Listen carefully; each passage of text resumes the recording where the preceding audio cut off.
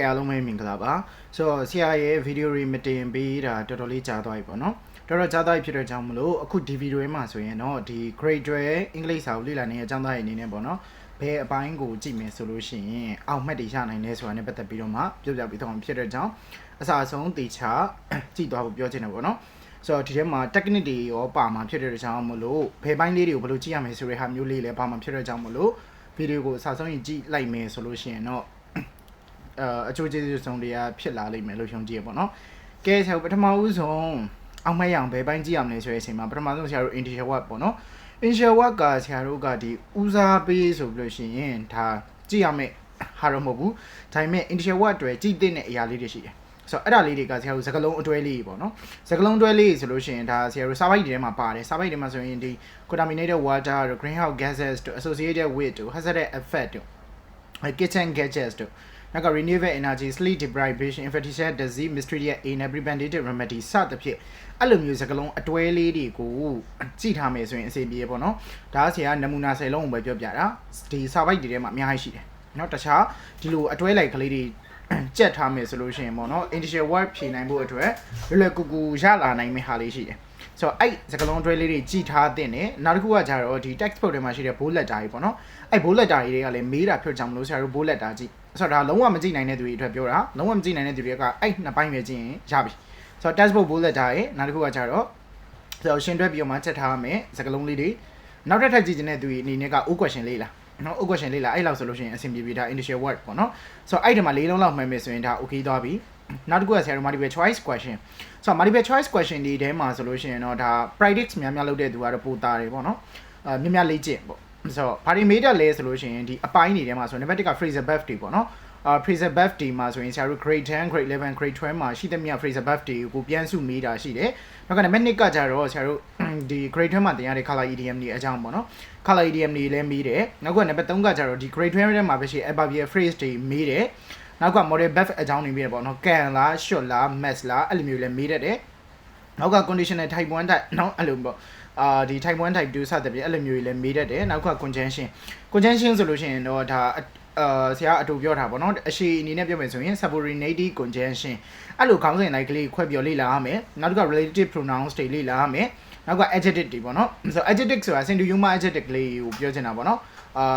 ်အဲ့လို singular မှာ traditional နဲ့ cultural နဲ့ကဘယ်လိုမျိုးသက်ဆိုင်နေလဲဘယ်လိုမျိုး꿰လဲဆိုတော့အဲ့လိုမျိုး adjective ကလေးလေ့လာမှာဖြစ်တယ်နောက်က WH စကားလုံးတွေကိုလေ့လာမှာဖြစ်တယ်ဥမာအချိန်ဆိုရင်ဘာကိုကိုစားပြလဲနေရာဆိုရင်ဘာကိုကိုစားပြရလဲစသဖြင့်အဲ့လိုပုံစံမျိုးလေးတွေကိ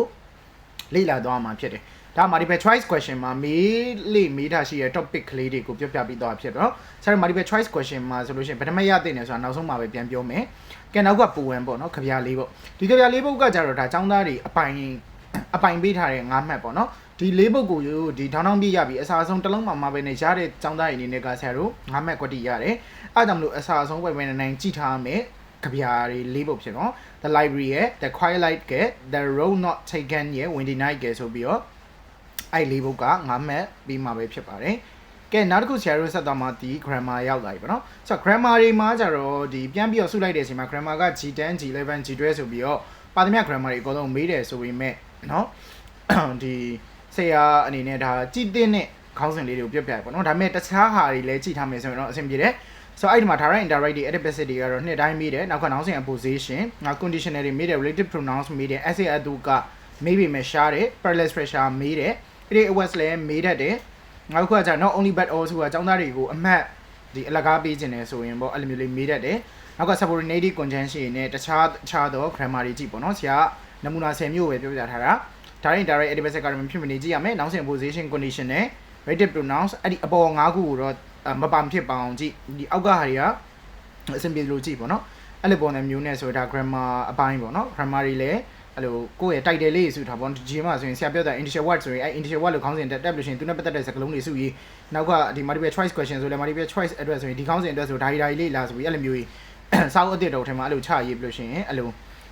ဘယ်လိုပြောဆိုလို့ရှိရင်တက်ရဲ့ play လုပ်မယ်ဆိုရင်အဆင်ပြေပေါ့နော်ကဲနောက်တစ်ခါ read the passage ကဲ read the passage ကကြတော့ဆရာ sing နဲ့ unsing ဆိုပြီးလာတယ် sing ကကြ read the passage မှာ10မှတ်ပေးတယ်ဆိုတော့ဒါသူကကြတော့ဒီ sing တွေကကြတော့ grade 12 English textbook မှာပါတဲ့စာပိုက်တွေကိုမေးတာဖြစ်ပြီးတော့သူက quality 5ပုဒ်နဲ့ ဒီဘက်က answer the question 5ဖို့ဆိုပြီးတော့မေးရဖြစ်တယ်ဆိုတော့ကွက်လက်ဖြစ်တွေထဲမှာဘယ်လိုပုံစံမေးတတ်လဲပေါ့နော်ဘယ်လိုပုံစံမေးတတ်လဲဆိုတော့နံပါတ်1က passive verb တွေခဏမေးတယ်စာပိုက်ထဲမှာ active ဖြစ်ပြီးတော့မေးခွန်းမှာ passive ပြောင်းခိုင်းတာမျိုးတကယ်လို့ဒီစာပိုက်ထဲမှာ passive ပေးထားပြီးတော့မေးခွန်းမှာ active ပြောင်းခိုင်းတာမျိုးရှိရတယ်အဲကြောင့်မလို့ active passive ကခဏမေးရပေါ့နော်နောက်က verb စကားလုံးတွေကို noun ပြောင်းခိုင်းတာမျိုးတွေ adjective ပြောင်းတာမျိုးတွေလည်းအဲ့လိုမျိုးခဏပြောင်းပြီးတော့ဖြေရတဲ့စကားလုံးတွေမေးတတ်တယ်လို့ battery စကားလုံးတွေကိုလည်းခဏမေးတတ်တာရှိတယ်ဆိုတော့ဒါကတော့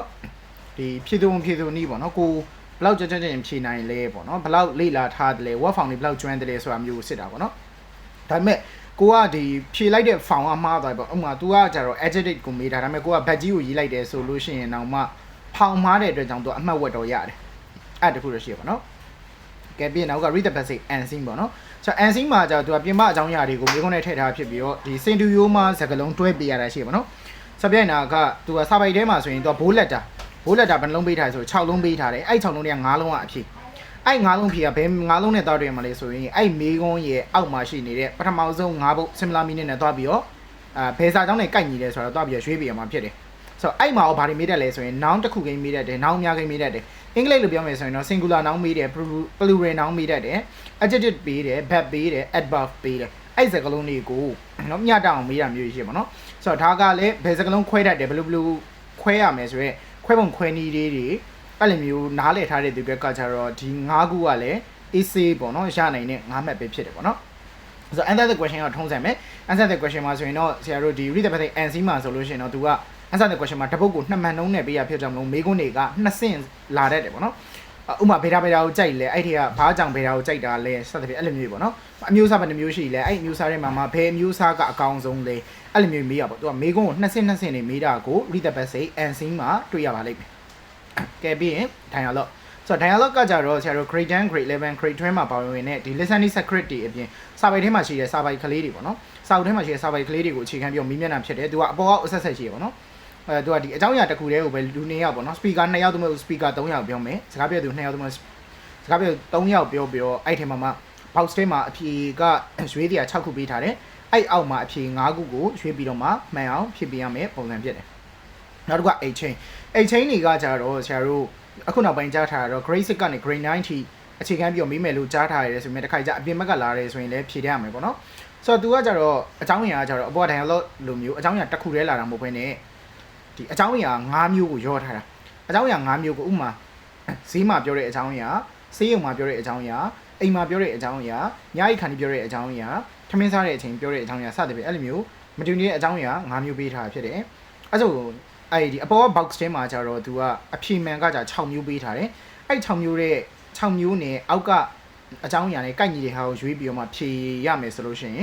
်ဒါဖြေတတ်တဲ့သူတွေဆိုရင်တော့dialogue အချင်းက10မှတ်ကတော့အလကားရရပေါ့နော်တတရပါတယ်ဆိုတော့အဲ့လိုမျိုးလေးရှိတယ်ဆိုတော့